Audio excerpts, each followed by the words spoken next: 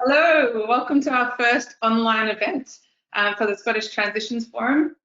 For those of you who don't know, I'm Beck Williams. I'm a Policy and Development Worker with ARC Scotland, and I'm one of the facilitators of the Scottish Transitions Forum. I can see you all arriving from the waiting room, so hopefully you can hear us. I'm going to ask my colleagues to introduce themselves as we get started. Tracy, do you want to go first?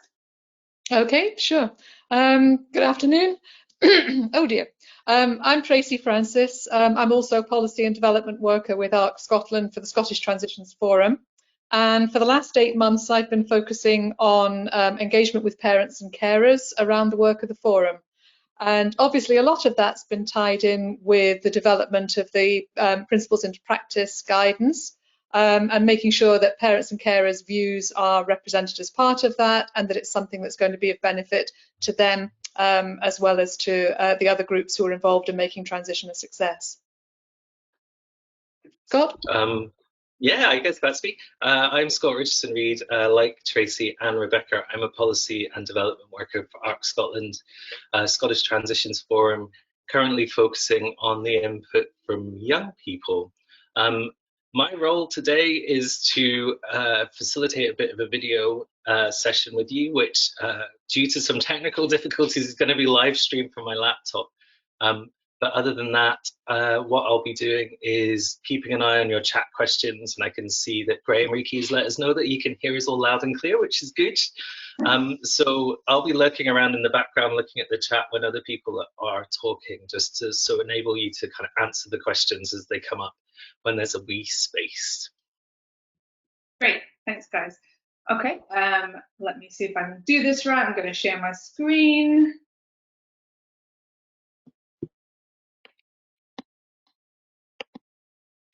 Okay.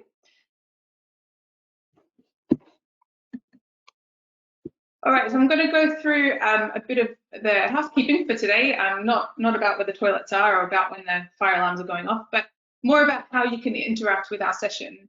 So this is a reminder that we're recording the event. The only webcams that are visible are mine, Scott, and Tracy's, so you guys can just relax. But it will be recorded and available on our website for those who aren't able to attend today, or if you want to relive the experience. So this is the first time that we've posted a webinar, and it's also the first time we've used GoToWebinar, so what can go wrong? There may be a few hiccups along the way, but please bear with us.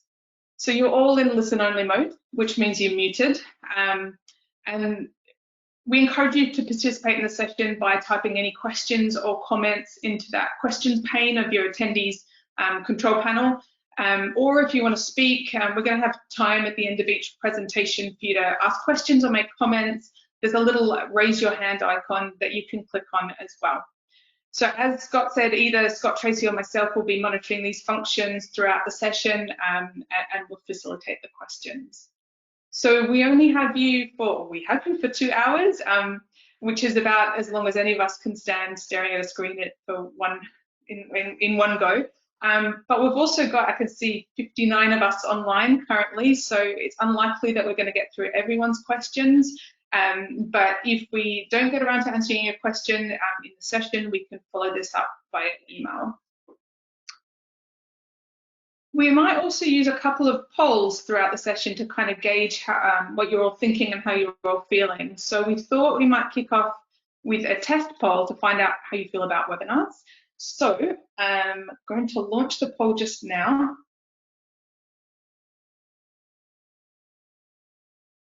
You've got 4 options. You can click on that you think they're great, that they're just okay, they do the job, or that you're not sure yet, this is the first one you've been to, or you avoid them if you can. Once you've clicked your selection, just hit submit.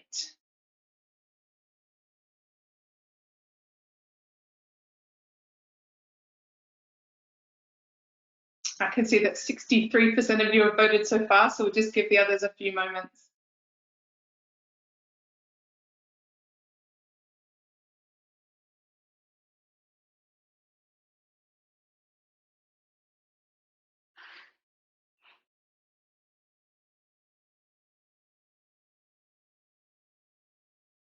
%70 of you have now voted, Just give it 1 or 2 more minutes.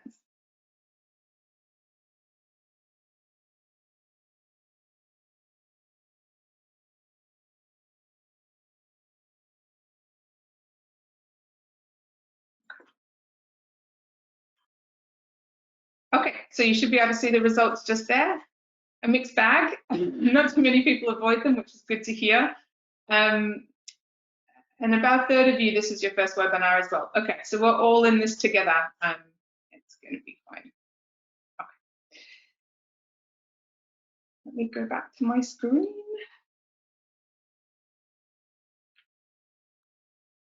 Okay, so just a bit about why we've brought you all together.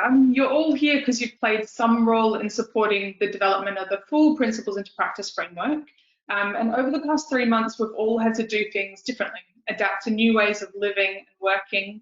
And in response to the COVID-19 pandemic and the challenges that it presents to the ways we support young people, we've adapted the Principles into Practice framework to provide guidance for the immediate situation that we find ourselves in. So in particular, this aims to coordinate and structure contingency planning for young people aged 14 to 25 with any kind of additional support need who are going through key transition points during the current pandemic. So we're hoping that today will inspire you and encourage you to use the adapted guidance and also give you the opportunity to hear from those who have begun to implement it and to make local connections.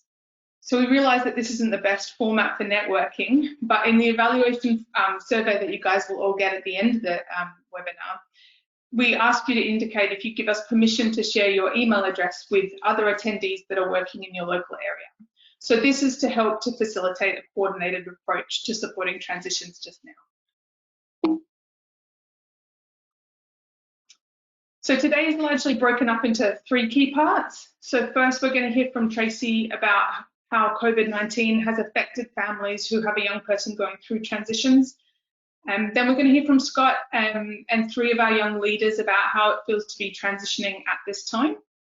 Then we're going to have a short comfort break. This will be about 3 o'clock, 10 minutes. And then we'll come back and I will go through the 3 key aims of the adapted guidance. And we're going to hear from a few guest speakers about how they're adapting their practice just now. Okay, Tracy, if you're ready, I'm going to hand over to you.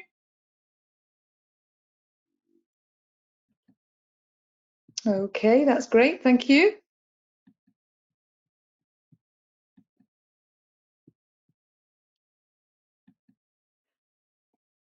At the moment, I can't share my screen.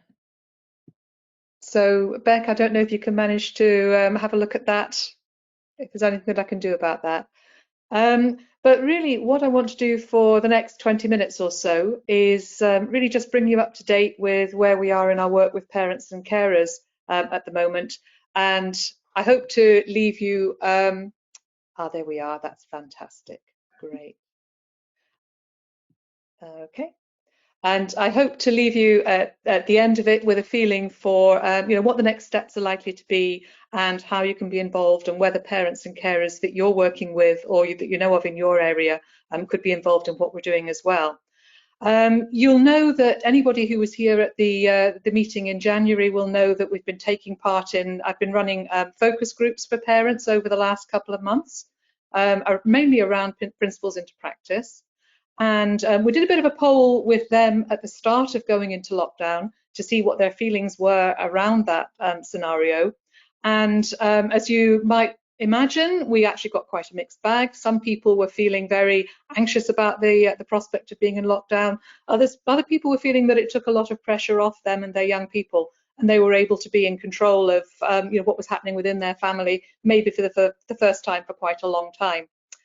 So what we decided that we would do through May, once the lockdown had been going on for a little bit longer and once we were starting to explore how life might be when we come out of that, was a survey among parents to see what their experience had been, how they were feeling now, and what their situation was. And we focused it particularly obviously on people who were within the last couple of years of school and particularly coming up to leaving school this summer, or were originally planning to leave school this summer. So what I'm going to do first is try and share my screen, and I'll take you through the findings of the survey.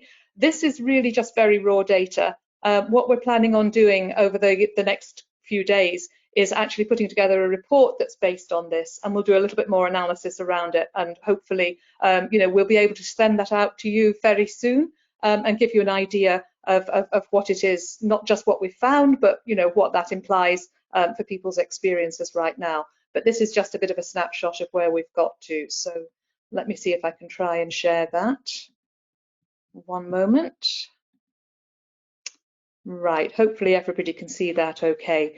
Can I just say, I'm just going to go straight through the presentation.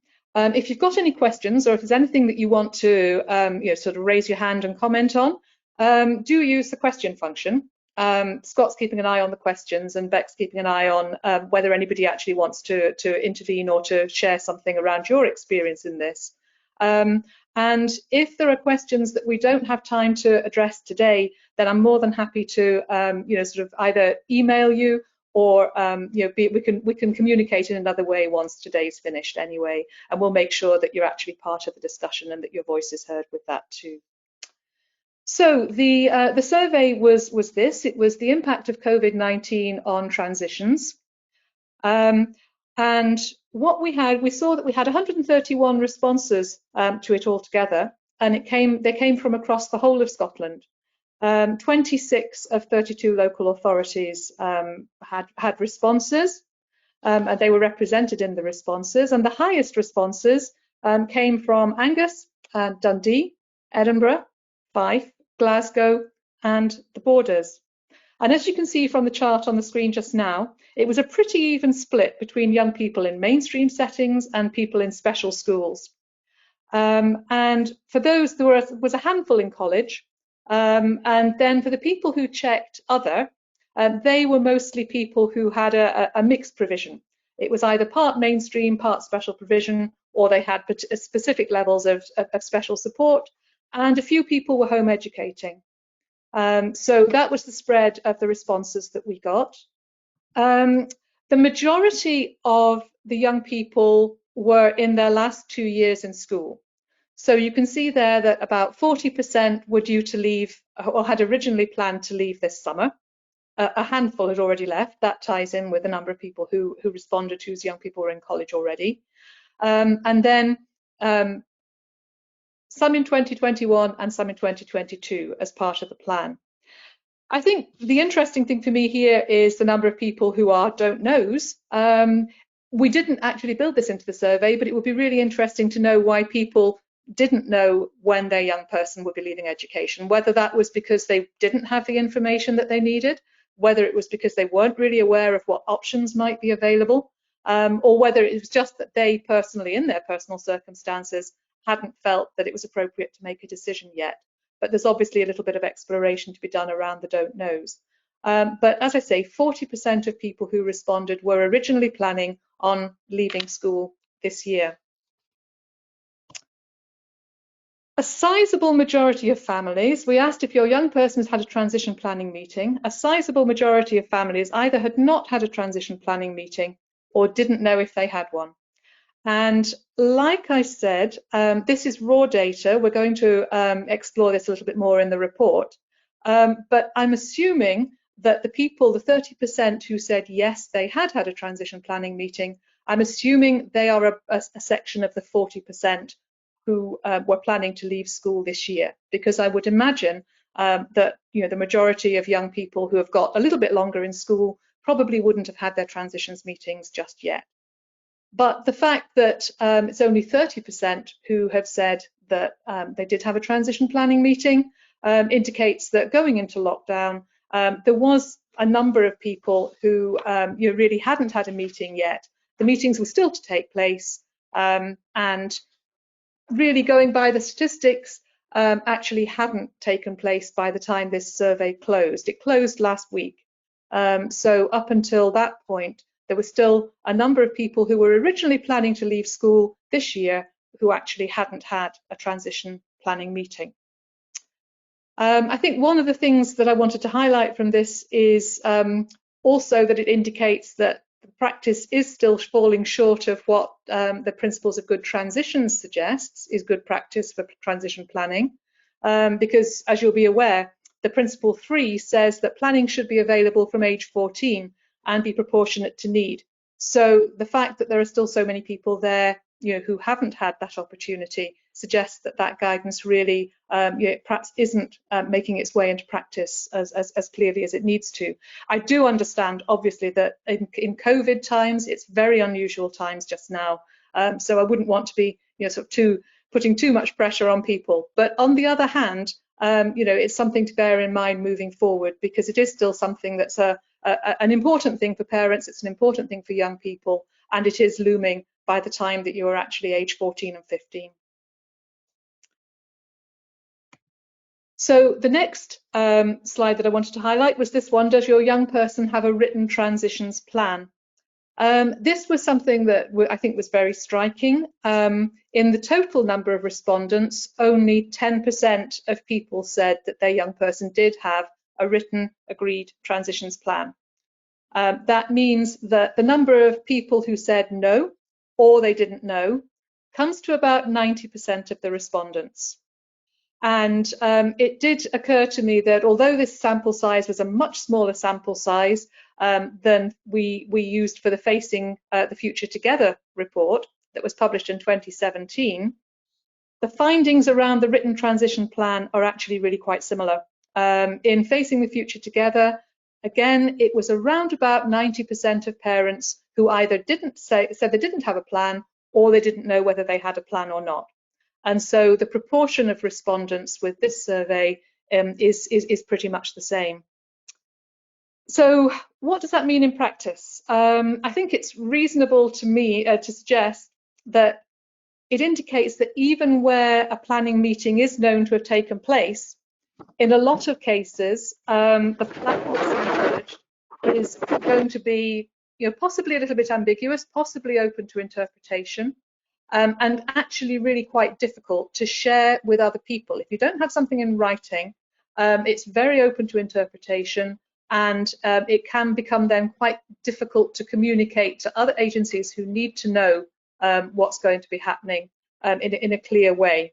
So I think it's a little bit disturbing that there are so many young people who still don't have something in writing that they can return to or point to further down the line, and especially in the current circumstances, when if parents are going to be sort of going through this process, they don't really seem to have anything tangible that they can refer to over the next few months. I think also the other thing to say about this is that it actually it doesn't do a great deal to address families' concerns about the lack of clarity and information about what's available to them going forward, and who to ask for help if they need it once schools come to an end. I think if you don't have something in writing, a lot of parents felt that that actually was quite problematic, and they don't really know quite how to take that planning forward. We did ask as well if anyone had been in touch about transition planning since the lockdown began on the 19th of March. And I haven't included the chart for that because it was a simple yes, no answer. But about a third of the people who took part in the survey said that somebody had been in touch, which means that obviously means 2/3 of the people who responded to the survey hadn't had any contact with people. The third of the people, that's about 33%. Again, looking at 40% of people who were thinking about leaving school this year, that still leaves a bit of a shortfall in terms of people who would be looking for support and might reasonably be expecting to get some help with that and some advice. We asked, just a moment, what people said about that. This is what, these are quotes from the survey that people shared with us. I don't know what my child is transitioning to, as this has not been agreed and funding is not sorted. If my daughter has nowhere to go in August, what will happen? Why is everything left till the last minute? I think that was, we did ask parents for their views around the process so far and what they've been involved with, and I've lifted out some of the quotes. It's a bit of a representative selection, which I'm going to include along the way, just to kind of put a little bit of a voice around a little bit of experience around some of the charts and some of the things we're talking about. So I think that we would ask them yes or no, had somebody been in touch with them around transitions. The next question was, for the people who said yes, somebody had been in touch with them since the start of the lockdown, who was it who'd been in touch? And obviously, you can see from the chart, most people who'd been contacted, the contacts had come either from school or from social work. So that social work slightly more than school. And most of the respondents who ticked other said they'd done that because they'd answered no to the previous question. But one person said they'd had contact from all the agencies listed, and another one said simply transition. And it's unclear whether that referred to a transition worker or a transition team or another agency.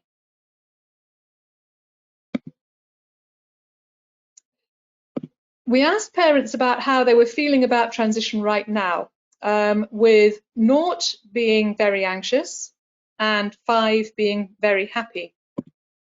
And those were the results that we got back.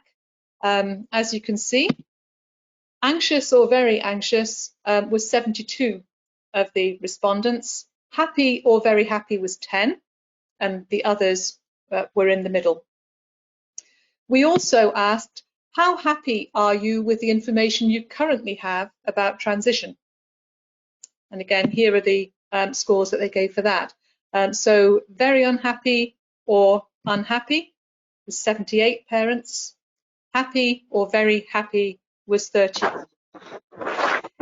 It's a bit of a snapshot, but it's quite interesting to see that, obviously it speaks to the fact that there is a lot of anxiety out there, and parents really, are feeling the need of support, are feeling the need of some direction in just being able to help their young person, through the anxieties that they're experiencing. We asked parents where they think it might be the right place to find the information that they feel they're looking for. And I think this was an important one because it was an indicator of where they might expect to turn as their first port of call. The majority felt that school would be the place to go to find the information that they were looking for. And then social work is in there as well. I think it was a surprisingly small number of respondents who felt that healthcare professionals might be the people to speak to when they're looking for transitioning information around transitioning to adult services. Especially in the light of the fact that a significant number of people, as we could tell from the comments that were shared, a significant number of young people were experiencing mental health difficulties and in some cases physical health difficulties as well. So I was a little bit surprised that the healthcare figure there was so low. The people who said other, that was quite a range of responses, and I think that perhaps reflects the general lack of clarity that's felt around the pathway through transition. So several people there said that they felt that all of the above agencies should be available to provide information if asked, so that any professional who was involved with a young person ought to be in a position to be able to give the family a steer as to where to find the information they're looking for. And other sources of information that people listed were charities, friends and family, the internet, individual destinations like universities or colleges, so speaking to them direct about what the options and opportunities are, and the Scottish Government. So, last but not least, we asked people about their concerns around transitions in general and specifically during this time of the pandemic in particular. And I've grouped those into themes so we could actually get an idea of which areas were causing the most anxiety. So here's the first one. An overwhelming majority of respondents noted support as a significant concern. And a lot of them were asking really quite basic questions about what support might be available to their young adults, where they could find out about it, and how they could find out about it, how they could actually explore what was going to be appropriate for them. there seemed to be really quite a lack of awareness of what support was going to look like at the moment, but also moving forward as the effect of coronavirus starts to take effect on the availability of support as well. I think finding the right support is a huge worry, not just in terms of how to access education and training, but social opportunities and independent living skills as well. They were all mentioned in the context of requiring support to help a young person move forward. The next one was options. People were wanting information about options, and they were looking for information about the full range of options, including volunteering and training, open learning, social opportunities, and especially at the moment, because there was concern about what might happen if their young people were not in a position to go back to school at the end of the summer for whatever reason. How would they fill their time? How could they structure their time? If college wasn't available, or if exams hadn't taken place, what would be the options around that?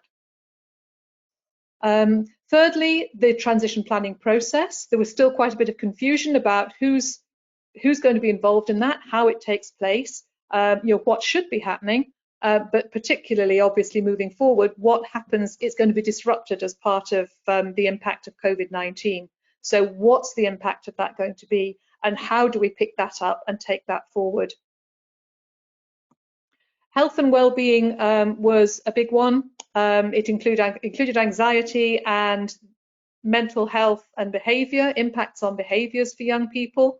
It also covered things like respite for the family and whether that was going to be available moving forward, and what the situation would be for families who were dependent on that for their own mental health and well-being.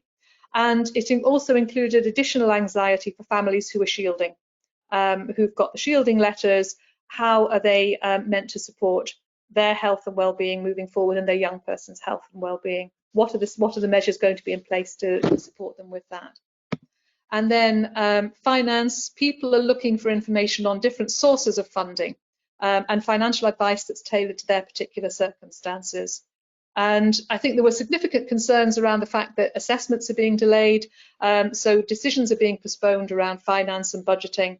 And the knock-on effect of that in being able to find the right support and safety, and in developing a young person's aspirations as well.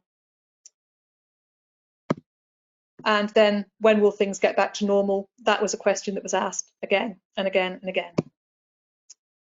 What people said specific to the current situation, I haven't put this into order of ranking particularly, but it was the comments that seemed to come through most often. How will you support mental health after school? I have no confidence that he'll be supported. Why is there still no social worker in place after I've been trying for 4 years? Where's he going to go? I applied a year ago, but no word. And what will happen to him, and how will I support him financially? And I think some of these comments indicate that these are, some of them are quite long-standing issues with support that's been available or not been available. So then, particular concerns relating to COVID-19. As I said, I haven't put these in particular ranking order. It's just themes that were emerging. Social isolation was a big one. A lot of families were talking about the impact of social isolation on their young people, how it affects their confidence, how it increases the challenge of re-engaging with the outside world once lockdown is over. And the difficulty for some young people in engaging with coursework and online learning. Sorry, let's come back to that in a moment. I'm sorry, I'm getting ahead of myself. Physical and mental health, we did talk about anxiety, a spike in anxiety for young people, and also physical health, not being able to get out and about, difficulties taking exercise, difficulties having access to things like hydrotherapy, physiotherapy, and some of the things that people might normally expect to be able to access. Yes, losing ground. That's partly academically. People were concerned about the difficulties engaging with coursework, and online learning means that some young people are losing ground academically, and the potential that that will narrow their opportunities further down the line. So there's quite a lot of uncertainty around whether young people are going to be able to make up that time, what support is going to be in place, can they extend their time in school to be able to make up that lost ground. I think that was a recurring theme for a number of parents in the survey. And then they were very concerned about the future impact of COVID-19 on social care. I think that was around funding, it was around availability of people to be around for support, and what the nature of that support might look like. And once again, we have when will things get back to normal being asked again and again. So that's, I'm just going to try and stop sharing my screen there. Just a second. That was really pretty much an overview, a very quick overview of what the survey is showing up. As I said, we're going to be producing a report. We're going to be digging down into some of those figures and talking a little bit more about what they actually mean in practice. So that brings me on the last couple of minutes of my session, my presentation, is really just drawing your attention to a couple of things that are coming out of our wider work with parents and carers, so that you're aware of them, and so that hopefully you'll be able to share them with people who are in your area. There's a couple of new resources that I'd like to make you aware of. First and foremost, we now have a page on the Scottish Transitions Forum website that's for the Parent and Carer Network. This is a new initiative that we're starting up, beginning with the parents who've been part of our focus groups over the last few months. And it's growing out of the connections that we've made with parents across the country. And it's one of the ways we're planning to get a bit more of a two-way dialogue going with parents in the coming months. So do please share that with parents, encourage them to have a look at that. We've got resources on there, and I'm hoping to we'll be able to have guest blogs, more information, and so on, specifically for parents and carers. We do currently have a transition plan resource up there that talks about a lot of things actually that answer the questions that some of the parents in the survey have raised. And it's got a transitions to-do list and also a wide range of links to organisations that can help, can support, and can answer questions. So I would recommend that if you haven't already had a look at that, you go and check it out and share it with parents who you think that might be able to make use of that. And we've also just posted links for a series of webinars that we have coming up in July and August, again, specifically for parents and carers, and it's aimed primarily at parents of young people who are planning to leave school this summer. And the aim is to try and plug some of the gaps in the knowledge that's there and give them a chance to ask some of the questions that they might still have. So we're working with 6 partner organisations to put those on, and we're doing them on topics like independent living skills, finance, guardianship and power of attorney, employability, and parents will be able to come along to a webinar a little bit like this, have their questions answered, and hopefully go away with information that's going to be useful to them as they move forward into the autumn. So again, please check those out, and if you can share that with your networks, that would be great. Thank you very much.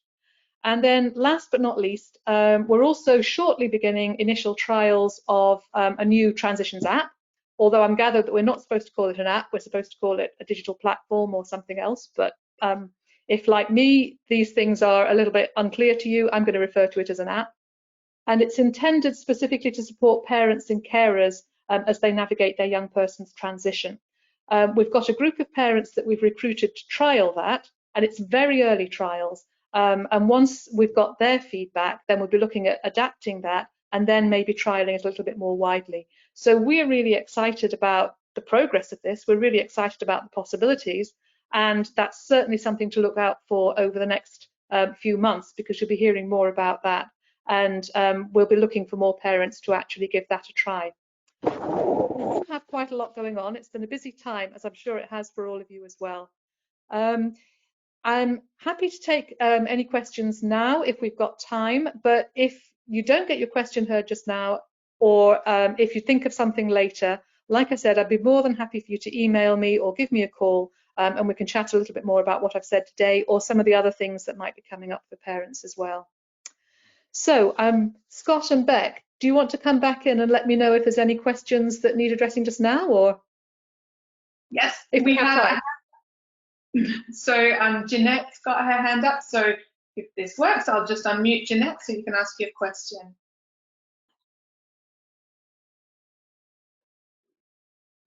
Hi Jeanette, can we hear you? Hi Jeanette, go on. I don't think I put my hand up. Maybe I. Oh, is it me? Maybe it was an accident. The Sorry. only comment I had to make was the fact that parents are really worried about what the plan is. I think that's the problem, because the information from the government is coming so late, so there's only a few weeks left of school, and it's getting in touch with parents and telling them when the children are coming. So I know in Dundee people are really trying, schools are really trying hard. We had a lot of work going on with the return to school stuff, which I sort of got all the stuff together and put it in Microsoft Teams. I found that really helpful. And then the parents were sharing it with the teachers were sharing it with parents. A few of our schools have made fantastic videos and put them on their websites or shared them. So yeah, I think there is a lot of really good practice going on, and it's just making sure, again, that that's throughout the country, not just in small pockets.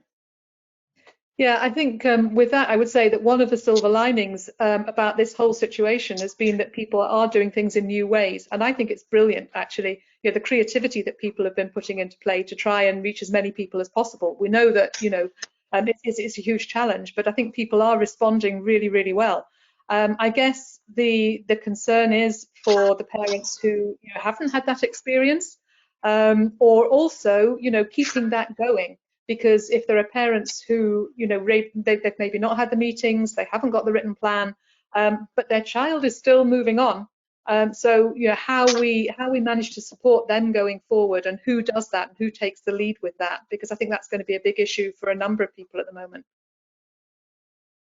Yeah, I think it's just the worry of as a parent, and as a parent of somebody with autism as well, his mental health has become extremely bad over the last few months, because he was in first year university, everything just stopped, they just got moved into the second year, so he's had nothing to do at all, and I think that's had a huge impact. There's been no contact from the university, I've contacted them, but no, it's been pretty good.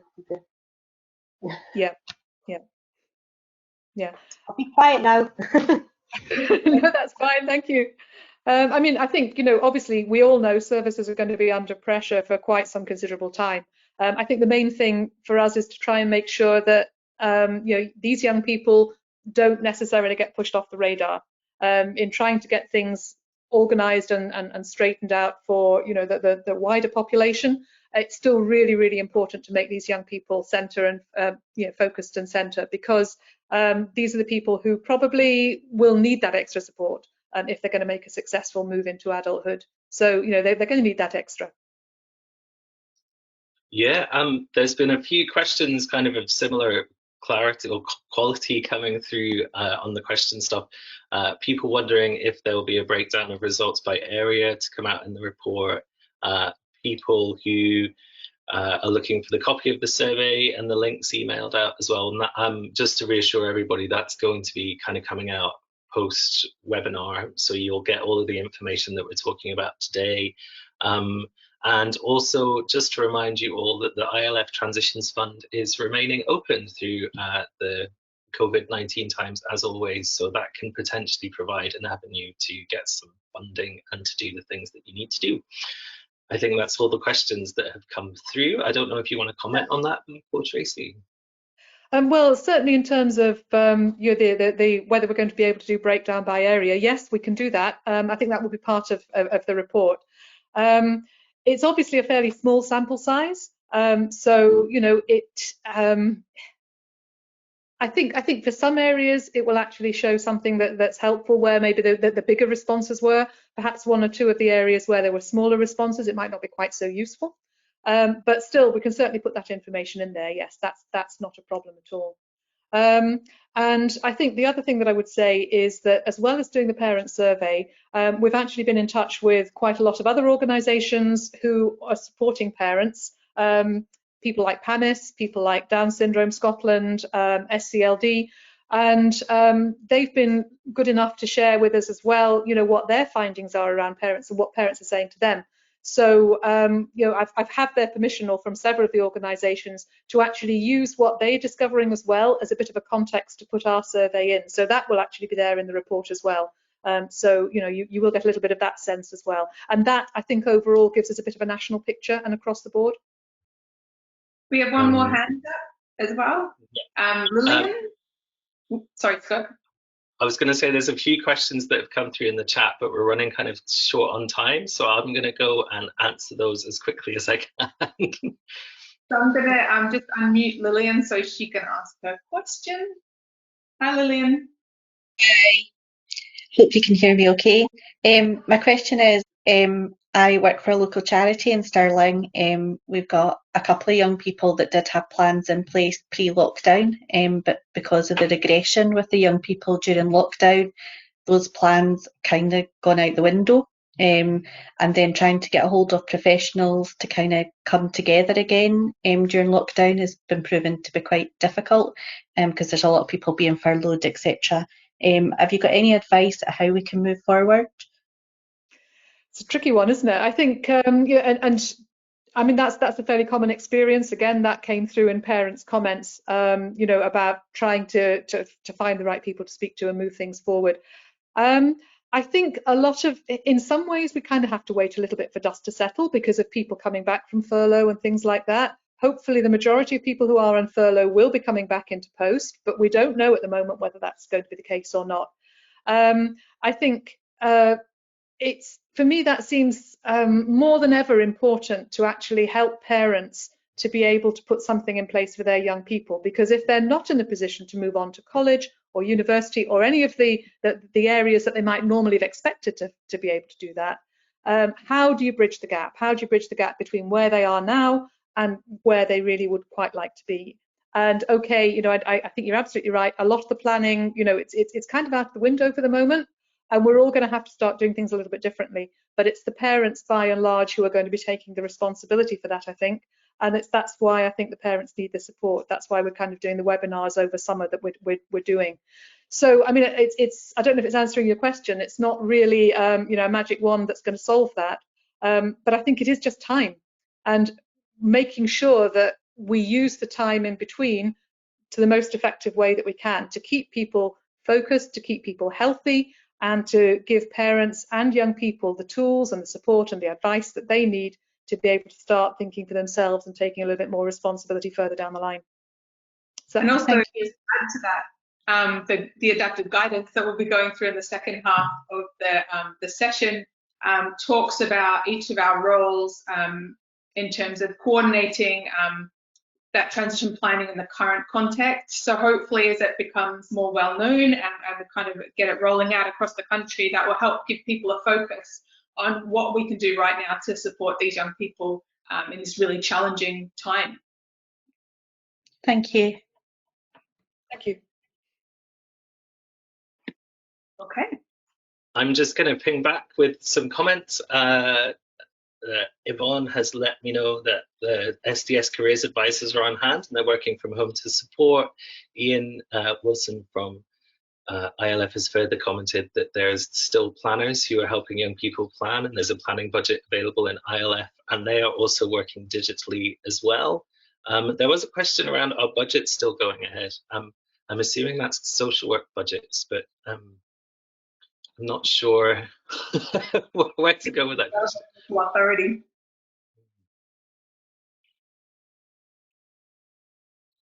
All right, Scott, do you want to, if I make you a presenter, do you want to? Sure. Get this video to work? We'll see. All right. Sorry to subject you all to my COVID-19 haircut. Over these past 12 weeks, I've basically become a bearded cat slave for my cat. Basically, I'm with no hairdresser. I'm not looking the best on camera. The section that we're about to show you was an interview that we carried out last week, I think, with 3 young people who all happen to have autism. They talk about their leaving education experience, but they're actually talking to the experiences of leaving college. So they're not actually talking about leaving from secondary school into college. They're talking about the transitions from college into potentially university and a further college course and the world of work. So yeah, they cover quite a lot of topics, and when we chatted it was like for an hour and 45 minutes, so I've done my best to condense this down into like a manageable 22 minutes.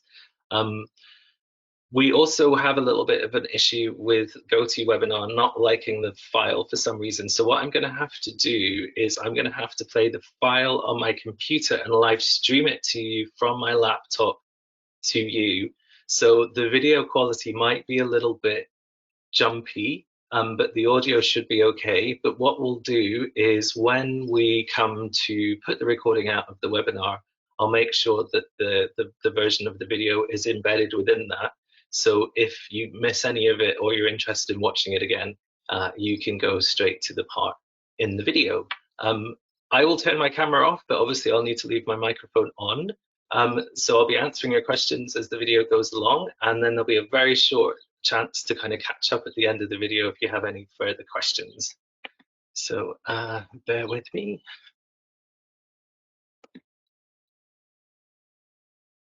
So here we are, and over to these three.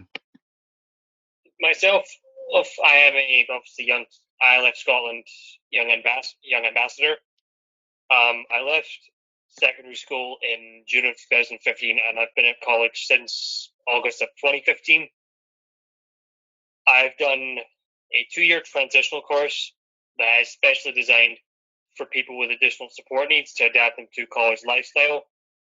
After that, I did a 1 year of an administration course, followed by 2 years of a media course, the second year which I have just finished. And transition was an experience that has impacted me in a lot of ways, because it sounds so simple, but in actuality, it's a lot more complex when you actually put it into practice. Because with transition, you don't just, you leave school and that's it. You have to it has to be a gradual process that's built up. It can't be just, shoehorned. It needs to have people involved in the planning process. It needs parents, it needs lecturers, it needs support services, and of course it needs the young person at the center of the operation. Because if the young person doesn't feel like they're at the center of the planning process, then how do they expect to make a smooth transition when they don't even feel like they're being listened to? My name's Kieran. I go to Edinburgh College. I was a student here from August 2018 till August 2020 till at Sighthill till I moved to Milton Road, and I help with a charity called Thistle, and I go around schools inspiring other people like who want to do the big plan. And my main goal is to help young people discover they have their own voice and their dreams in that. And I'm also, just to say the group name, I'm also part of the Young Leader Project. Still deciding what name it is, but so we are like a group of, I would say, as like a family, like come together with each other point of view and show the world what, like, our perspective. Hi, I'm Ramiz. I have autism, and I left school about 6 months before the rest of my peers have left. The reason why I left school is because academically they weren't challenging me enough, and the resources were pretty short, and it's like some of the staff weren't well trained enough to deal with people with diverse backgrounds, such as additional support needs. Depends on how you'd like to call it. Yeah, so in terms of transition, I felt like, well, don't get me wrong, the school was good for like outdoor activities, giving you an opportunity to do the Duke of Edinburgh, engage with like other sporting events like skiing, and also trips abroad to places like Austria and France. But in terms of training secondary students to leave school life and go into the adult world. That kind of felt like it could have been a lot better and it could have been a lot different. So in terms of better ways of getting to the bottom of transition, they should have not treated everyone with autism the same. I mean, it's tempting to want to treat people equally, but at the same time, it's important to be aware that everyone develops differently and everyone has different levels of ability, like competence rather, yeah. So, yeah, it's really important that in terms of transition, you don't just leave someone in the lurch, you don't throw them in the deep end, and you don't just leave them ditched or abandoned. The course I'm done right now is what's called Prep for Employment, and that course was basically mostly about more like in the workplace, but I wanted to do like something more like in digital media, like the course I'm gonna do when COVID-19 is over. Like I want to do like a beginner, like digital media, so that build my way up to be like I want to be something digital, like one thing. For example, I want to be like a comic book writer or a drawer as well. And I thought with from employment this year, this course in general, I thought the course in general was rubbish. I felt there was areas that it could improve, like the work placement. Like, I felt the work placement could have done better because I didn't like how it was going in that. So, especially the person I was working with, the work placement, I didn't like how when I asked her where was this location, she rudely said, "Oh," when I asked it was in Christopher, and she said to me, "Oh, I thought you were good at digital media," because I asked her how to spell it, and I talked to the people at Festival, they felt that was unprofessional when she went across that way. I did 3 national fives and managed to pass them first time round, and then I proceeded to do the maths, physics, and chemistry. And unfortunately, chemistry I got a C, but the maths and physics, the exam didn't go too well. But I resat them, and I did manage to do some hires in biology, English, maths, physics, and chemistry. So that biology and English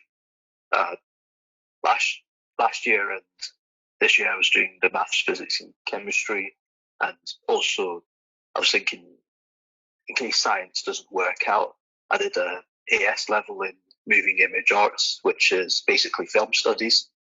So the unfortunate thing that happened with the pandemic was SQA were preventing exams from happening. And when my brother, who's doing physics at Heriot-Watt University, and he's in his 3rd year, he got to do his exams online. And the good news is I managed to do the moving image arts exam online, but the SQA, because that's because our tutor allowed us to set it online, and he marks papers as well. So but the thing that was a bit unfair and unjust was SQA. Fair enough, because I did quite well in the mock exams, but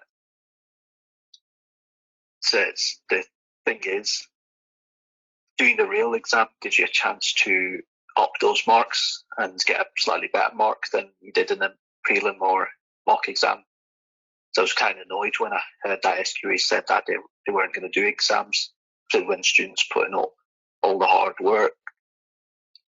My experience with this whole because the first year of my ANC media course did have its troublesome points, but there weren't many big hurdles.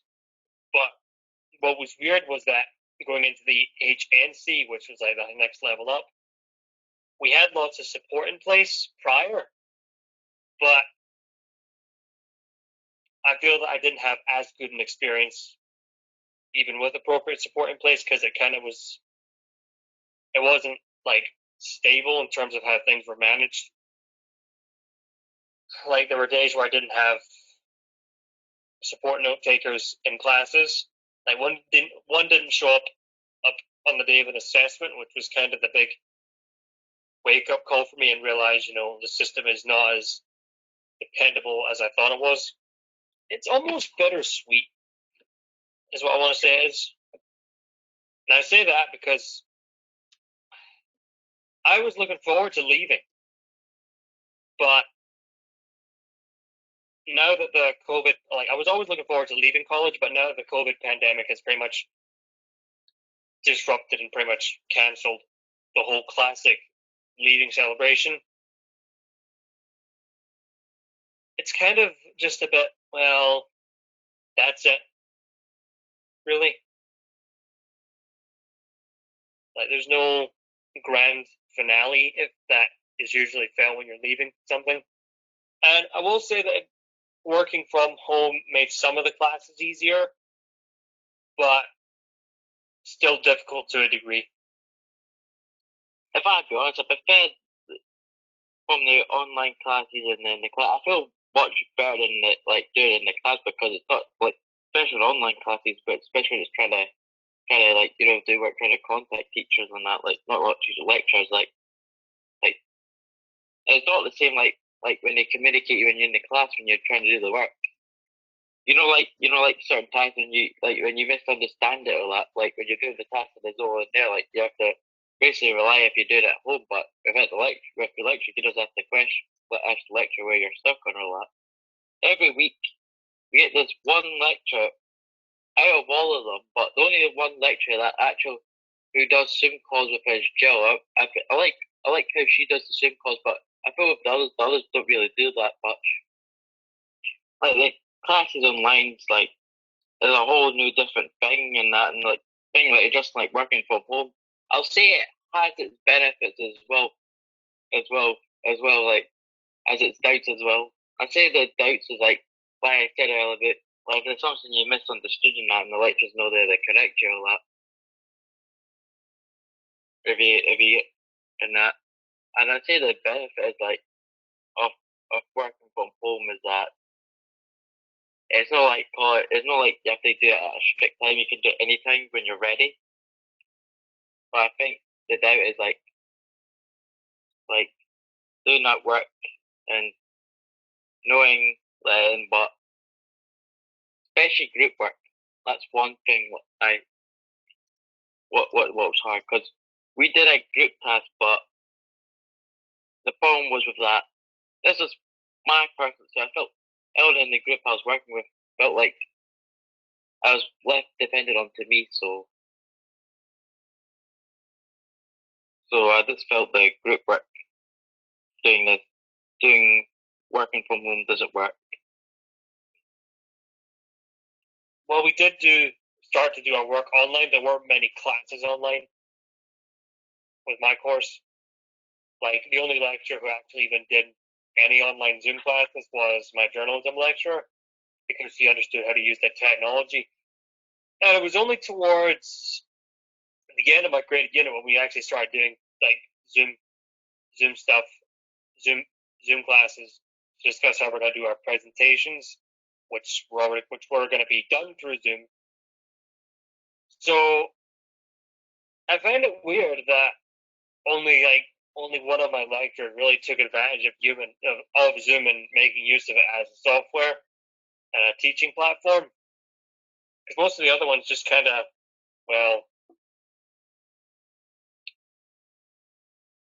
they just kind of left us to our devices and just said, work on this, work on that, and then do the assessment. Nothing really bad about, the Zoom classes. Those were good. The bad was, not all the lecturers taking advantage of the new platform to teach us this stuff. Yeah, when I did the AS level moving image arts, actually used Microsoft Teams, so that's kind of similar to Zoom, and it was really good. And also, the tutors sent notes on the internet, thought in order for us to keep up to speed with what we're learning and and what will turn up in the exam. So I thought that's been really good. But obviously, if SQA have an online facility where they give you exam timetables, then they should have been, well, instead of just cancelling the exam, saying that to students that there's not going to be any exams, I think they should have allowed us to do an online exam. As part of me just feels that why in the world did they not consider making full use of the cutting edge tech where you could do everything on the computer rather than doing everything on a piece of paper? I suppose minus the negatives, the positive is I've got good results in my mock test, so just think fingers crossed things would work out in the end. But yeah, before the lockdown, we had one lecture. He was going to talk about what our plans were after when we done with the course I'm on right now. At the time, they were offering doing the second part of the course, so I thought that would be my opportunity to let them know I wanted to do the second half. So I think not the second half, but do the course I want to do, like digital media, because originally they were offering a second half the part of the course I'm on right now, but I want to do digital media. No one came to tell me this is how it's going to work after this. This is how education will be different to after someone go back to and all that. But no one really explained what was going to change when I started college. No one contacted me about it. Yeah, I kind of agree with Kieran's point. It's like we have to kind of find that information by ourselves, and how would I say this? Okay, fair enough that we have to be notified about the changes, but again, there's not been proper people giving you a heads up that things are going to be different in the future to come. And obviously, having anxiety myself, I kind of need to be given clear instructions about how things are going to be structured differently and how the layout's going to be different, because not that it's impossible that I won't understand it, it's just I kind of need time and space to process exactly what is really going to happen and what are all the newly experienced or freshman students are getting themselves, well, going in for rather. So I think that, yeah, this should have been people from universities getting in touch with students who are studying entry courses for uni to keep us all informed of, and have individual chats via Zoom, Skype, Microsoft Teams, or even just a phone call to give us a heads up. My main reason for wanting to take the year off is because I've had a lot of time to reflect during my graded unit, which was a whole video documentary on transition, which Ramiz actually got to appear in. And I want to keep working in this area to keep searching for and learning about transition and how to improve it. But what I'd also like is, employment-wise, I don't want to really go into the whole 9 to 5 days a week job, because I think that's I like routine, but the amount of time and investment that takes is physically and psychologically demanding. But more importantly, this is obviously going off my experience with graded unit, the amount of investment it even requires,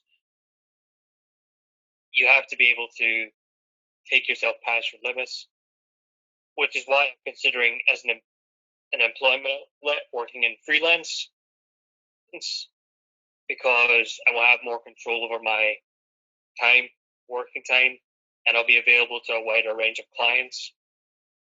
If you're going to just go straight into world of work, it's not a they come to you scenario. It's that you have to seek them out and say, would you be interested in working together and all that? It's not. Because I will say that I'm the child who was spoon-fed quite a lot. When he was younger, he was quite shielded from the world. He didn't know. He couldn't tell right from wrong, but also he couldn't identify risks and opportunities. But now that I'm going to be working out on my own, I need to start thinking about who can I actually work with. I suppose as being a young person, you look up to older generations, but I suppose when you get a bit older, you kind of realise that it's not necessarily their fault; it's society's fault. But my first instinct was to take my anger out on people who had authoritative figures and kind of say to them that, okay, it may sound like I'm being paranoid, but there's a part of me that feels that sometimes there is a level of ignorance. People who think that their parents or they're in a job that appears to be above others. It's like, my fear is people potentially be taken advantage, but the thing is, I think it's not necessarily true. It's just it's just the fact that people like us, who require additional support needs, it's like we have the anxiety. It's not the anxiety because of the autism. Well, it's partly due to the autism, but I think the secret is it's the fear of not being listened to and the fear of not being taken seriously. Yeah, that's something that really needs to end. And I think that experience happened in schools. There were teachers, fair enough, they should have known better. You had expectations that they knew about autism, but it's the way how autism has been expressed in society that needs to improve. And not just autism, any additional support needs and anyone who feel as though they're in a background that's diverse, because we should all be treated equally no matter what.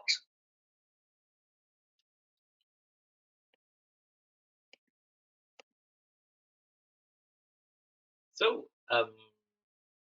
that was the rather shortened version of the video of the young people talking about their experience of leaving college in the time of COVID. And some of the things I just hope were useful there is their experience of online learning and the kind of loss of connection with the college as they shifted out of schooling. And I'm sure this is reflective of everyone's kind of experience of that change of how things work.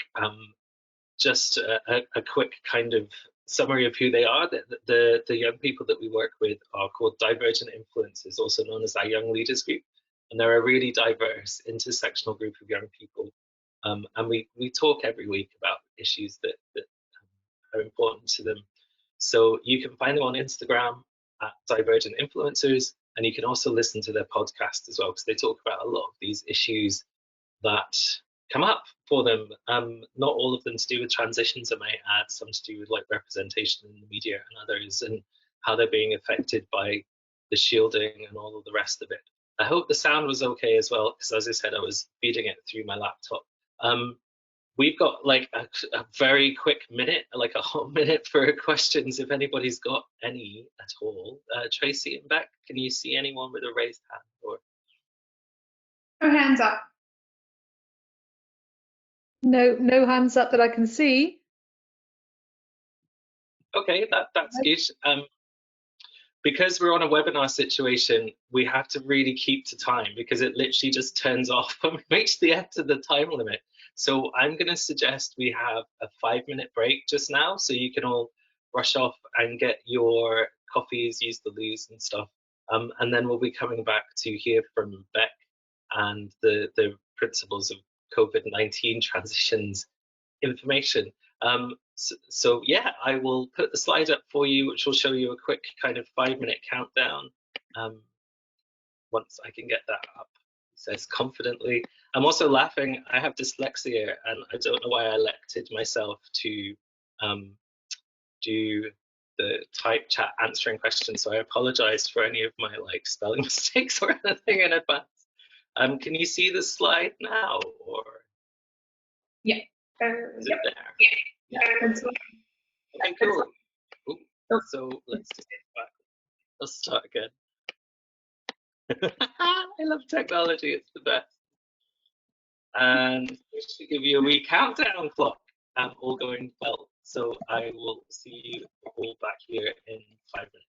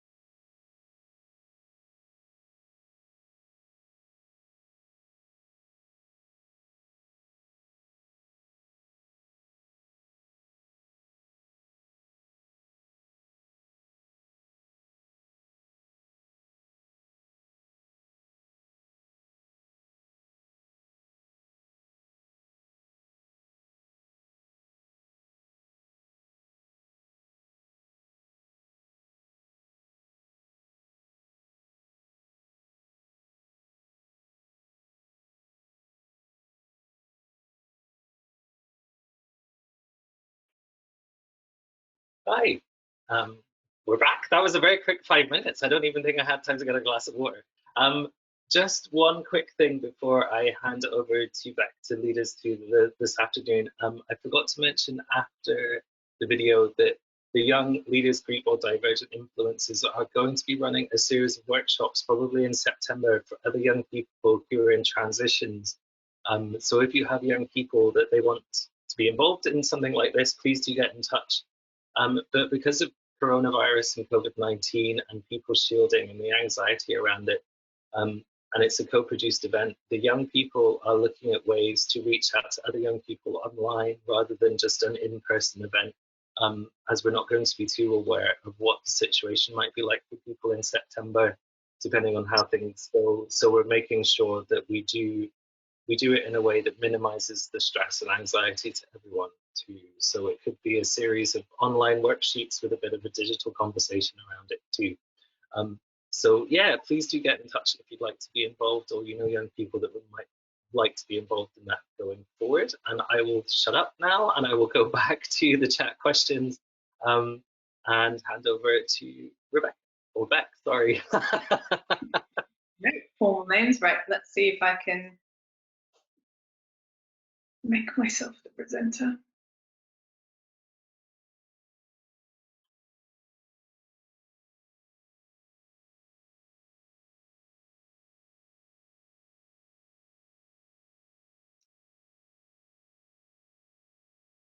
Okay, hopefully you guys are looking at the right thing there. So for the last, or the second part of the session, third part, we're going to be focusing on the adapted guidance. So I've also added this document to the handouts.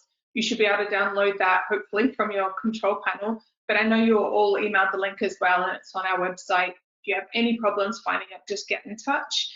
So the adapted guidance sets out key tasks and considerations associated with delivering its 3 main aims.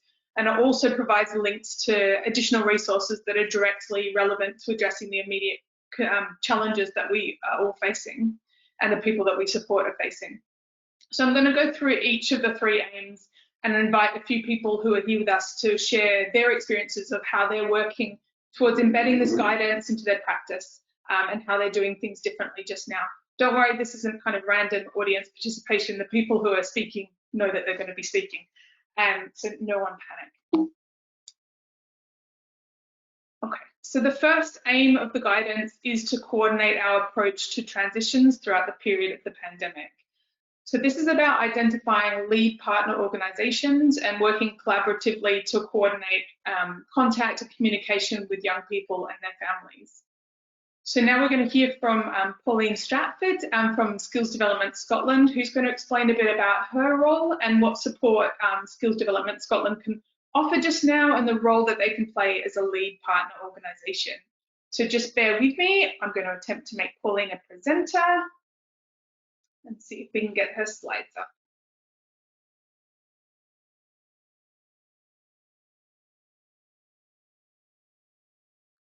Ooh, and it would help if I unmuted. Ooh, we can see slides. This is good. Hello. Yeah, is that working? So what I might do is I might hide my video so people don't get to see my face. And it is working, and yeah, perfect. Excellent, fantastic. Hi everyone, and thank you to Beck and folks at ARC for asking me to say just a very quick 5 minutes. I'm going to stick to time. As Scott said, we'll get booted out if we run over, so I will try not to. I'm Pauline Stratford. I'm the Senior Executive for Equality at Skills Development Scotland. We're just going to give you 2 slides very quickly, just a wee bit of a rundown of what we've done so far under the guidance. So I guess just first to say that we really welcome the guidance and are very supportive of it. Really think it's going to help all of us to coordinate some really great transition planning for young people over this time. So one of the first tasks then under coordinating our approach was for all of us as lead organisations to identify a representative to oversee the delivery of the guidance. So for us in SDS, that's going to be our area managers. Our area managers cover every local authority in Scotland, and we have these details to share, so we are going to give them to ARC. I have them as well, and there will be a communication coming out to you so that you can contact either myself or folks at ARC to find out who it is that is the area manager for your local area. Well aware that some of our partners may very well already know that and have contact and connections with our area managers, in which case that's great.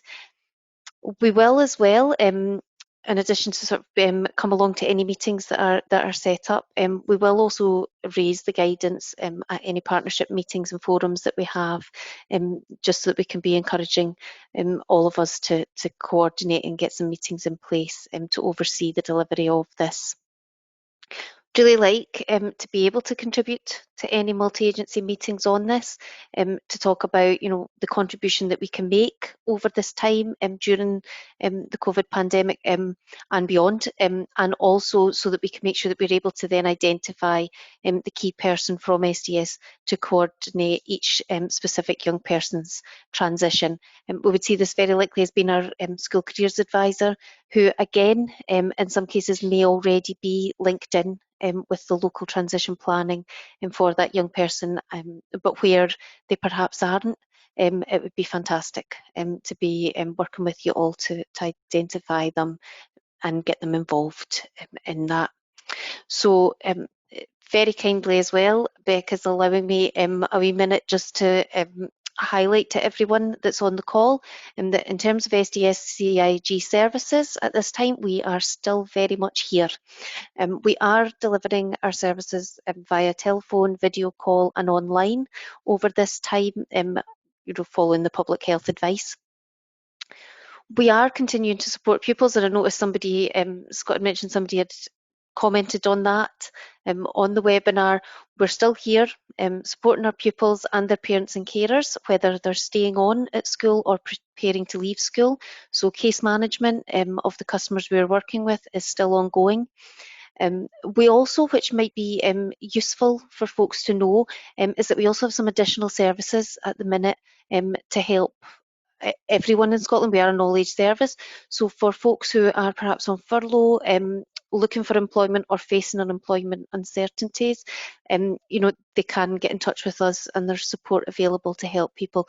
So for families of our young people with additional support needs, if there are also these additional concerns at the time, that could be really difficult for them. So just to make people aware that they could be signposted towards us if they'd like some help.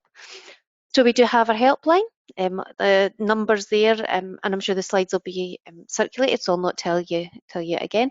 But available there, and you'll get put through to an expert advisor to help with whatever the concern is or the issues that the person's phoning with. Just wanted to highlight here that we have been considering the accessibility of this. Obviously, we are aware that telephone video calls online is not ideal. It's not the way any of us would choose to deliver our services in their entirety if we had the choice. But while we're in this situation, we also have web chat for people to make the initial appointment if they can't use the telephone. We will still be able to access interpretation services and set up 3-way video calls with interpreters as well. And we also had a call recently with the British Deaf Association, and they were mentioning Connect Scotland as an app and a service for people who are British Sign Language users to use that service, and the people at that will be able to phone us and make an initial appointment for them and set up interpretation services. So just to sort of highlight that although it is a telephone helpline, we do have other ways for folks to get in touch if that's more appropriate for them. And as always, people can find career information and advice online at My World of Work, and there is specific advice relating to this situation for young people, for their parents and carers, and for those groups I mentioned before, people who are perhaps facing uncertainty in their employment. So that was a sort of very quick run through. I think I've done it in the 5 minutes, and so I'll pass back to Beck, but any questions or anything, happy to answer if folks have got anything. Thanks so much, Pauline. That's great. We might just pause and see if, change me back to the presenter, see if anyone's got any questions just now before we move on to the next aim? Tracy and Scott, I'll look to you guys because you've been keeping an eye on it. No? No hand raised. Anyone Okay. want to raise a hand? No questions in chat at present. Sorry, I'm just going to have to. Oh, this is seamless, isn't it? Me going back and forwards with my slideshow. Right, okay, perfect. So first aim. So the second aim of the guidance is to ensure that there are plans in place for young people who are at a critical point of transition, in particular those leaving school and those leaving college, but obviously there's other critical points as well for us to consider.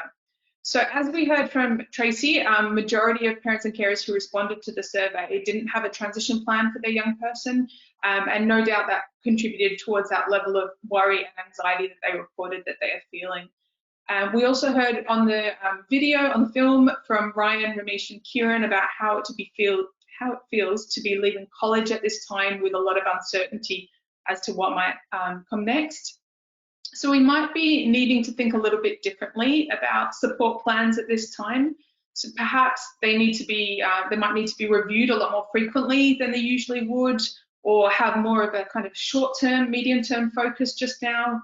I thought this might be a good time to flag up a relatively new resource that Social Work Scotland have developed. I've added this to our handouts for today, and I will add it into the resources within the adapted guidance as well. So this is a template for contingency planning. So it contains prompts to help people think through some of the situations they may need to plan for in relation to any potential changes in their care and support just now and who might provide that.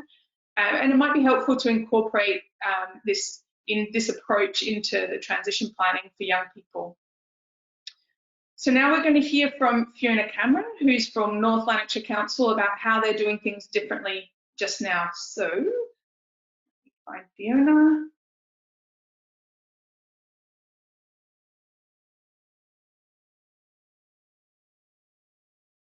Fiona, can you hear me? I can hear you, yes. Can you hear me? Oh, yes, I can hear you. Over to you. That's great. Okay, in North Lanarkshire, we're fortunate in that we have a small transition team. We're a team of 3 social workers and myself, a senior officer.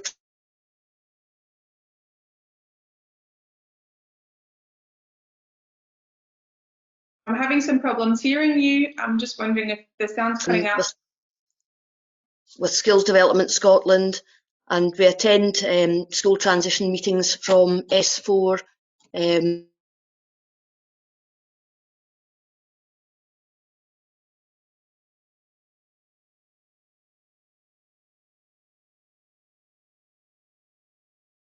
Hi Fiona, I'm not sure if we've lost your sound just now.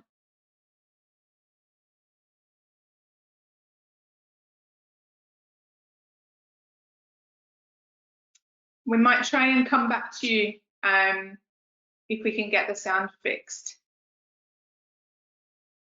For now, what I might do is I'll keep going with the slides, and then if we can get Fiona back, we will. I feel like I'm a little bit like I'm on a radio show or something just now. Okay, we'll come back to Fiona, but for now, the third aim within the guidance is to provide information and support to young people and their families. So I'm sure you'll probably all agree that over the past 3 months, there's been an almost overwhelming amount of information that's being circulated around. However, as we heard from Tracy, many families are still not receiving the right information at the right time.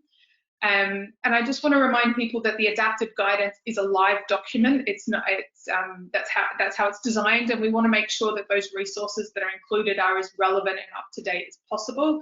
So if you come across anything new, anything useful, please email it to me, and I'll be periodically updating the document and keeping that most updated version on our website for you guys to always refer back to.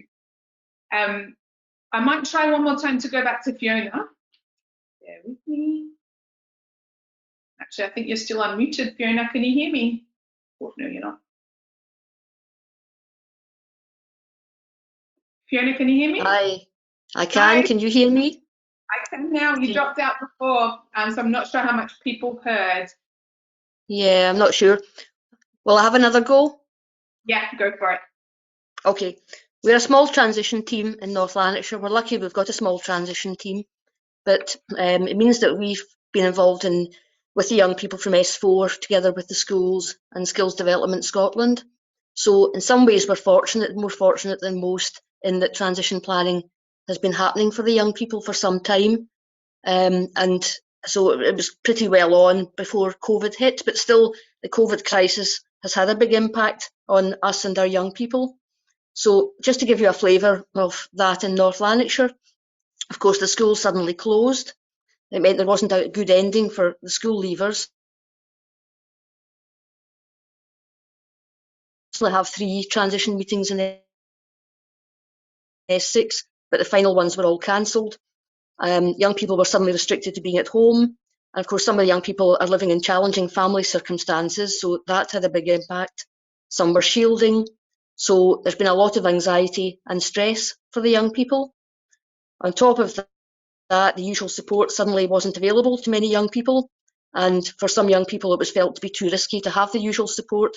So either providers weren't available because they were dealing only with critical work, or they had staff shielding, or the providers were being turned down by families themselves because it was just felt to be too risky. So a lot of sudden isolation for the families. The plans for some young people, some families to meet with providers to be introduced were put on hold, either by providers or by the families. On top of that, we had social work staff dealing only with critical work, social work staff being relocated, working from home, and that included our team, where we had one of our team was relocated to a social work locality to cover critical work, and the rest of us were working from home. So a really difficult and stressful time. We found we had teaching staff who were working from home, who were then contacting us because they were obviously speaking with families, speaking with young people, lots of anxiety, coming to us looking for answers. So we've been really busy. Although it's our busiest time, it's been an even busier time than usual. But what we then found was as things started to settle a bit, the systems came back into place for lots and lots of remote discussions about young people and remote planning. We've had to become really familiar with online systems that we didn't know about. We found that our systems don't work really well across agencies, so there's work going on just now to try and develop those systems so that we can all talk with each other and include families and have planning going on online. But getting there. But a lot of the planning has continued to happen. It's just been much more remote. Young people have continued to be supported in different ways. We've had lots of remote support to young people through telephone calls and socially distanced work. Of course, there's huge uncertainty about the plans and about, for example, college and what will that look like and when will it start and how is it going to work. And the colleges don't know that either. There's lots of scenario planning taking place, but no one really has all the answers yet because nobody knows all the answers. So it's a very stressful time for young people, a much more stressful time than they would have been experiencing normally. And it's, we know that that's already a really stressful and uncertain time for young people. So I would say that where young people's needs have been screened, we know which young people are in priority need. We know which young people require budgets. The planning for young people requiring budgets has been ongoing. But we know that young people feel there's ahead. Lots of work that was planned, like independent travel training, has had to be put on hold. Lots of activities that were planned aren't available for them currently. So I would say that there's good linking across services. Staff are working really collaboratively to try and reach out to the young people and support them. There's really strong multi-agency work on the ground.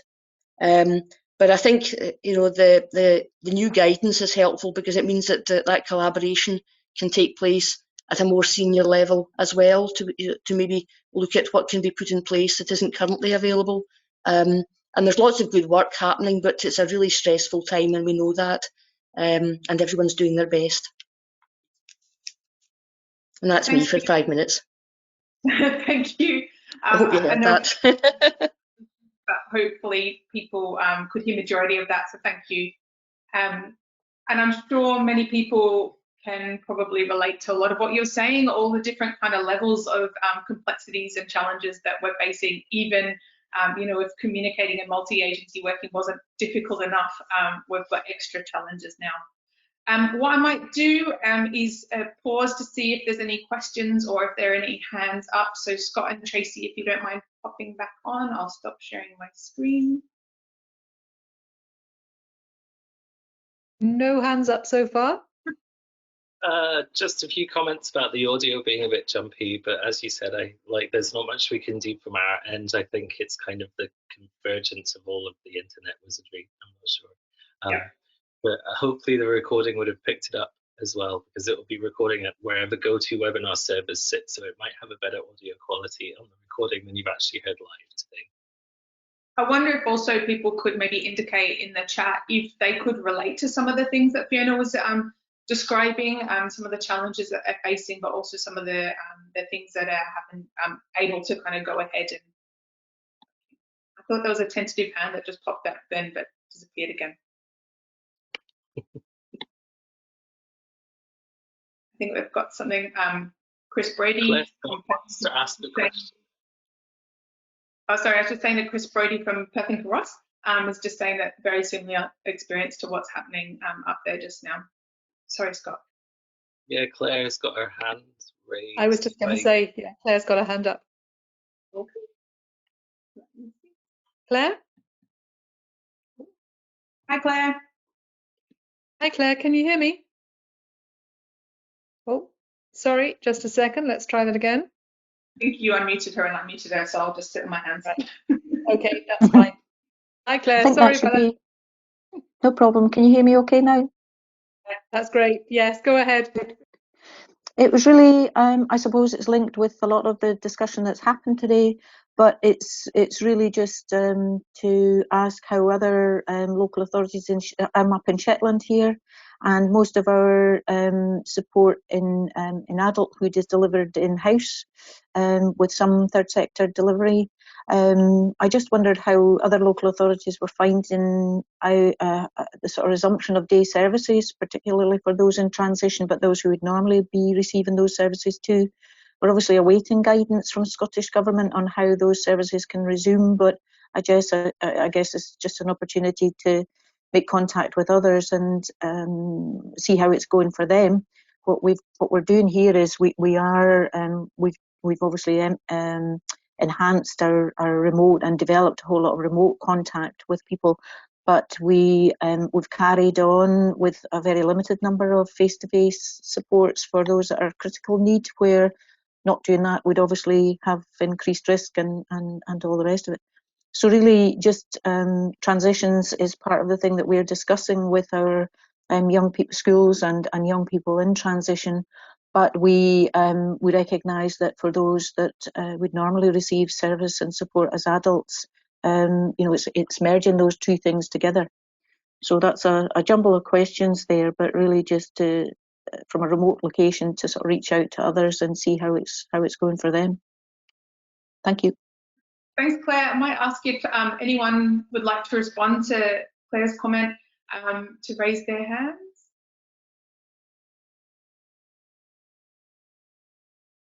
Got Gillian. Hi, Gillian. Hi. Manager of a small transition team, very similar to what North Lanarkshire's doing. And we've just been working really closely with our in-house day services, who obviously all closed down as a result of COVID, and we're just working towards how we support the young people at the moment who should have been transitioning into those types of services.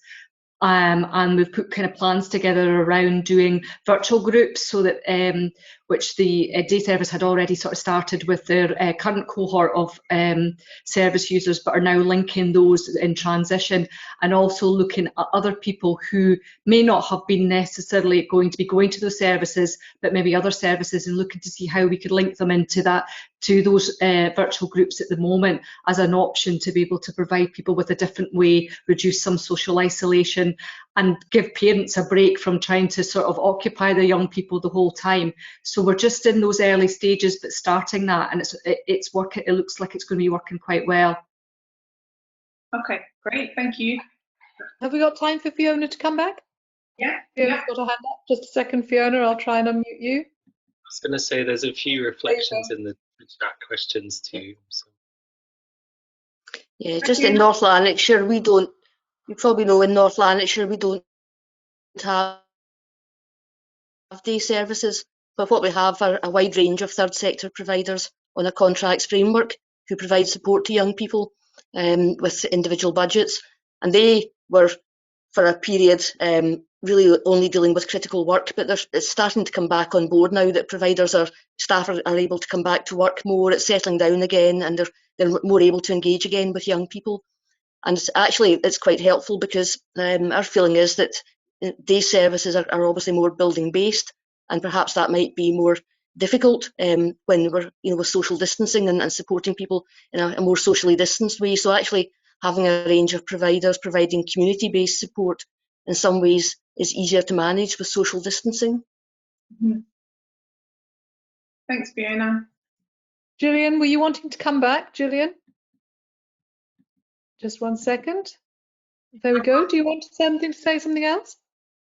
Yeah, I mean, yeah, we still do have in-house day services and have been building based up till now, but we do see that some of them are community based and being used in different places, but we still have building bases as well. But the virtual groups are obviously completely different because people are doing it in their own homes and could probably potentially be doing it into community settings as well as we move forward. So we see ourselves being very different in the future, and that building base type of service will be probably for those who are at the highest need. That's kind of the only options that we have for them, and they need that kind of building. So yeah, so it's really challenged us to do things differently, which is good because I think we've been needing to do that. Mm-hmm. Thanks, Gillian. Scott, you mentioned there's a few comments in the chat. Yeah, I'm just like talking out loud, muted. That's just the height of professionalism. Yeah, some people reflecting in the chat that they're in the same position as Perth and Kinross and others, that they're awaiting further guidance from Scottish Government.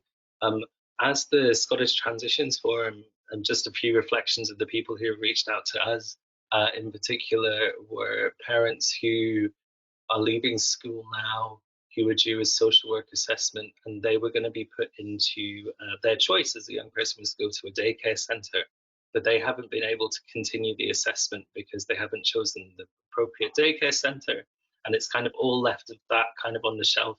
And we've been suggesting the idea of virtual tours of buildings and things like that, ways to kind of get people engaged who might have autism that's kind of outside of actually being physically in the building can be really helpful. A reflection from the Divergent Influences, the Young Leaders Group, is they've found amazing contact through digital stuff. But they're all under the age of 25 and they're all really savvy with digital technology, where we're finding a huge difference. And I think this is reflected in the work that GDA and lots of other organizations have done, is the people who are a little bit older are less trusting of social media or kind of digital technology, or don't have the technology to reach out to people on that. So going forward, I think we all need to really kind of start to think and reflect on the use of social media and digital technology and video technology to keep people connected, but also acknowledge that there's going to be a huge kind of age difference in who uses this technology and how. And I think any kind of forward plan for anybody has to kind of involve people learning how to use the digital technology, or having digital technology available to them to be able to do that and connect and get past some of that kind of paranoia that sits in it. And I actually think our younger generation of people are probably best placed to help other people kind of get to grips with that digital technology. So that's kind of a reflection from where I am in all of that conversation. Sorry, I just got a text message to say my electricity might go out. So if we lose me, you guys can just carry on. I'm not sure what's happening. Some emergency works in my area. I'm going to pass over to two more speakers. We've got Sarah Hampson from the GERFAC unit at the Scottish Government, and we also have Laura Ann Curry from Education Scotland. Bear with me, I'm not sure who we've got first. Hi, is that Laura or Sarah?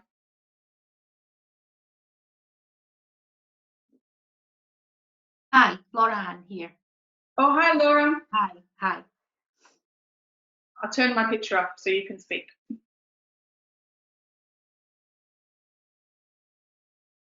Can you hear me?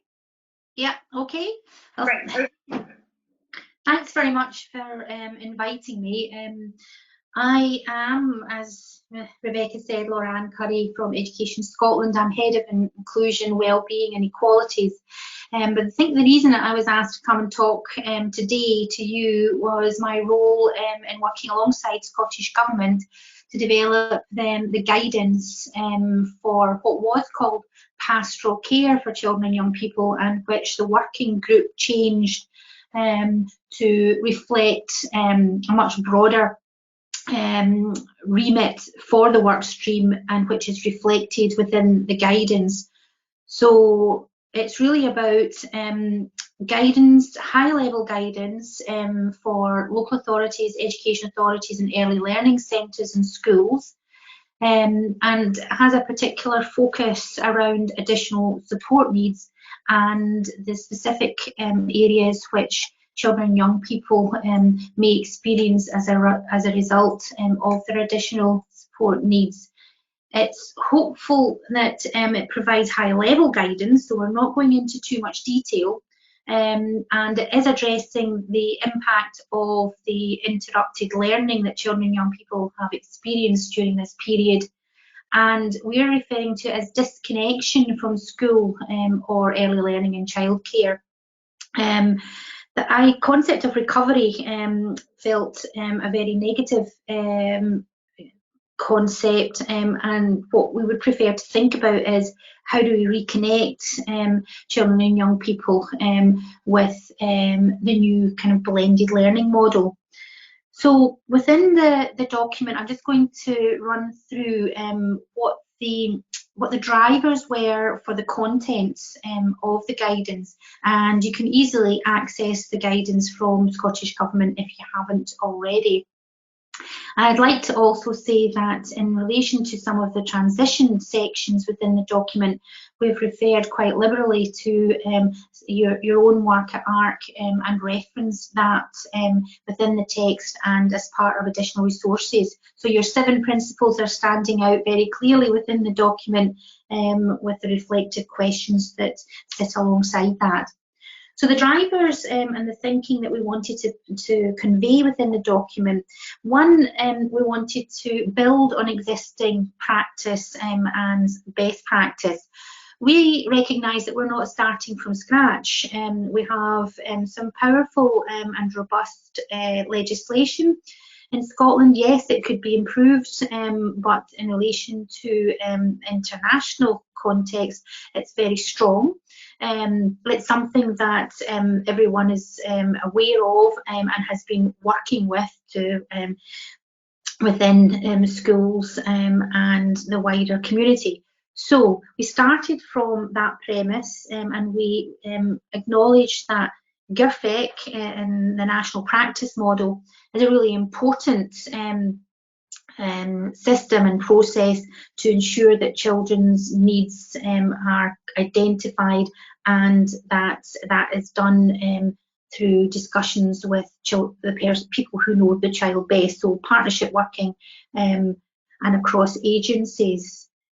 We also have the Additional Support for Learning Act, and as you'll know, and as your own website shows, there are legislative requirements in relation to that, and that some of these have been slightly adapted with the discontinuity bill, but the majority of it still stands, and particularly in relation to transitions.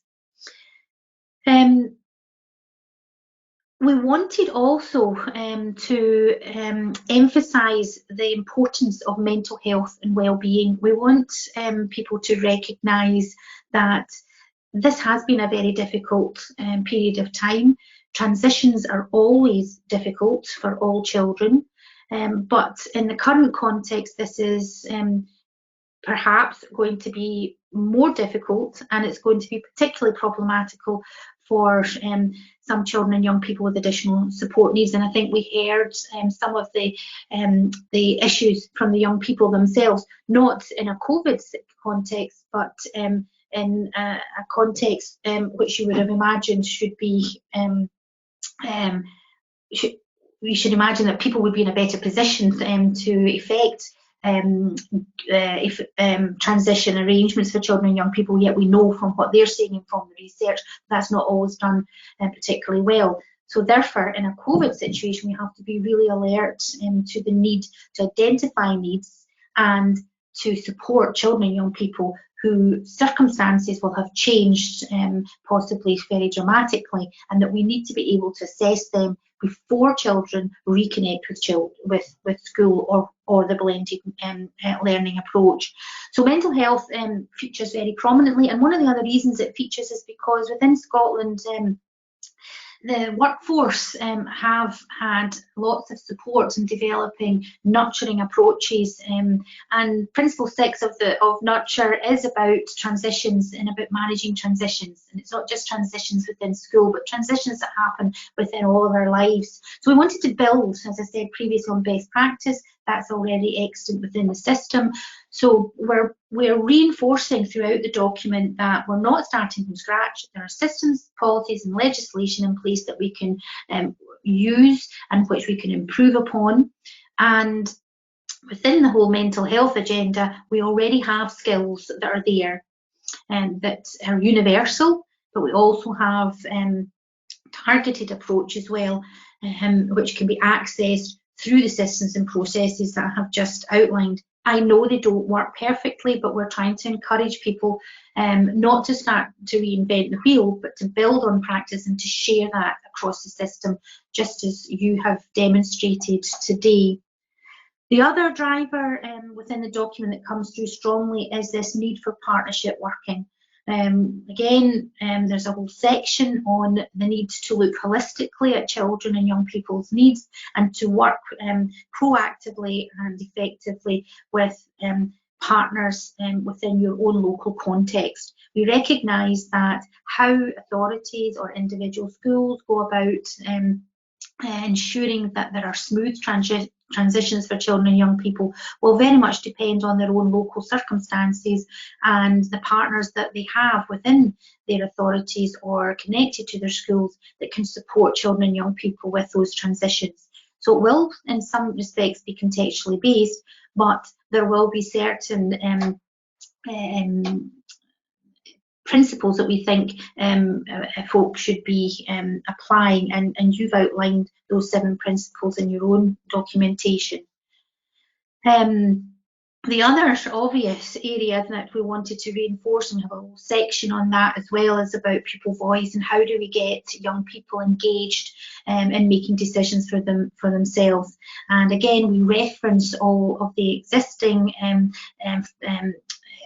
approaches to encouraging children and young people to be involved, and you've heard from some of those young people who are young ambassadors and who are helping others, I think, to understand what the issues are for young people so that we can address those.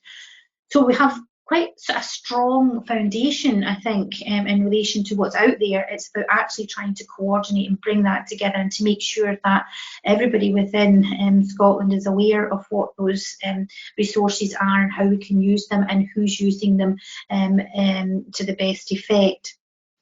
The other key principle that we wanted to highlight was we are an inclusive society. We encourage inclusion in relation to education, and therefore we should be applying those principles of inclusion so that we are providing support, we are making sure that children are engaged and connected to education.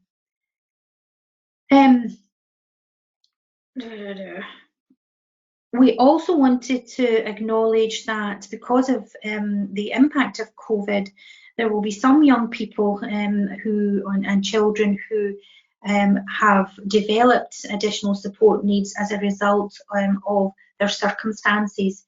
So we're covering a wide range of vulnerable groups, which would include additional support needs in its widest sense, care experience, children, young people who have not.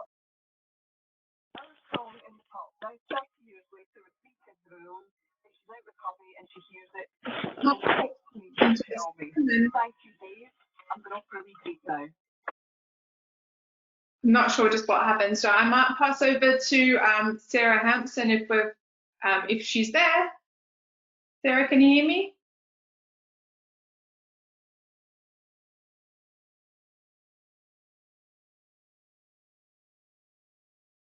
I'm not sure if that's working either. What I will make sure we do is to circulate the links to the information that the guidance that Laura Ann was referring to, and also the one that I know that Sarah was going to be talking to. Okay, just to finish up, got a few minutes and I just want to show you, give you a, oh, hi Scott, sorry, you popped up on my screen. A quick update of, there we go. Quick update about the trials for Principles into Practice. So when we all met back in January, which feels like another lifetime now, we talked about our plans to begin the trial phase of implementing the full Principles into Practice framework in local authorities after the summer. So this is still what we are, sorry, I realize I'm camera back on, I'll do that. It's still what we're aiming to do, but obviously, with the current situation, this has affected our timelines and we have to be realistic. And also we're aware that once we're through this kind of initial crisis period, things won't just go back to how they were. So we're going to have to think differently about how we do things and what might be appropriate. So what we're thinking at the moment is that there's likely to be 2 stages of trials. So the first stage would be for a relatively small number of local authorities who are in the position to commit a fairly significant amount of time and resources for the implementation of the framework, a really in-depth trial of the framework. And then a second stage for those local authority areas who are interested in trialling it, but maybe aren't in the position to do it in this kind of scope, or maybe not be able to begin it just now, and might be able to come in and maybe in the second year of the trial phase. So obviously, we are going to have a really key role in supporting the trial areas, as well as bringing people together across all areas to share learning as we go along. Tracy mentioned around the digital platform, so work on the development of that has barely been affected by COVID. It's roaring ahead, and you know, we just really want to reassure people that the momentum is still there. We're still working on it. We're aiming to get everything ready to go, so that when it feels like the time is right and when you guys are telling us the time is right, we can get on with the trials. We'll keep you in the loop as these plans progress, but I think it's also important to realise that any work we're doing currently to embed the adapted guidance is really helping us all to prepare for the implementation of the full framework. Okay, it shouldn't cut us off at 4, by the way, because I did set it to 4:15 just so it didn't cut us off mid-sentence. But when you finish the webinar, when you close the screen, it should pop up with an evaluation survey. If it doesn't, don't panic, you'll probably get emailed one as well. We really appreciate, as always, if you can complete that and give us some feedback, particularly because this is the first time we've done it online. Tell us what you like about the format, what would work better, if you want future events, what you'd like them to focus on. That would be really helpful. You have our contact details, but here are them just in case, and I'm going to ask Scott and Tracy to pop back on. There we all are. Just so we can say goodbye.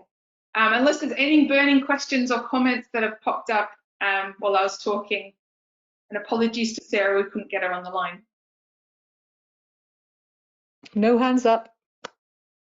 No, looks good in the chat. Well, thank you so much, all of you, for taking 2 hours out of the day. We're very curious to see if this format works for you and how you feel about it too. So if you have any comments, obviously this is, again, the first time we've kind of trialed something like this. So any feedback from you is very, very welcome. And we are prepared to do other things like this around different topics if you find it of use too. So please do let us know. But thank you so much for spending 2 hours out of your no doubt super busy days at the moment. So thanks very much.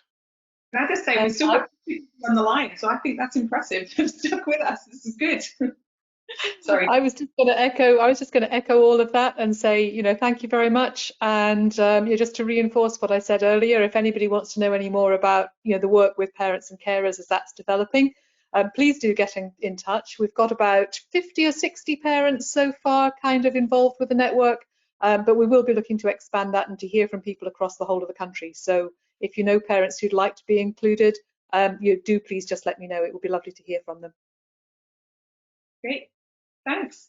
Not actually sure how we end this, but let's see what we do. Good afternoon, everybody. Thank you. Bye.